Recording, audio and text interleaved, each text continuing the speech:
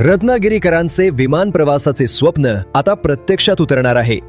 कोकणच्या शिरपेचात मानाचा तुरा रोवणारा रत्नागिरी विमानतळाचा प्रकल्प आता अंतिम टप्प्यात आला असून येत्या मे महिन्यात इथून विमाने झेपावण्याची दाट शक्यता निर्माण झाली आहे।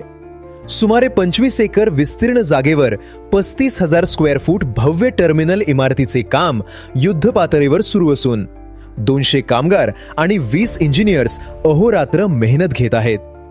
इमारतीचे सीलिंग आणि अंतर्गत कामे 60% अधिक पूर्ण झाली असून लवकरच रंगरंगोटीला सुरुवात होणार आहे। पालकमंत्री उदय सामंत यांच्या विशेष पाठपुराव्यामुळे आणि राज्य सरकारच्या निधीमुळे या कामाला मोठी गती मिळाली आहे। एप्रिल अखेरपर्यंत सर्व तांत्रिक बाबी पूर्ण करून मे महिन्याच्या उन्हाळी सुट्टीत रत्नागिरीकरांना त्यांच्या हक्काच्या विमानतळावरून आकाशात झेप घेता येईल असं आशादायी चित्र सध्या दिसत आहे।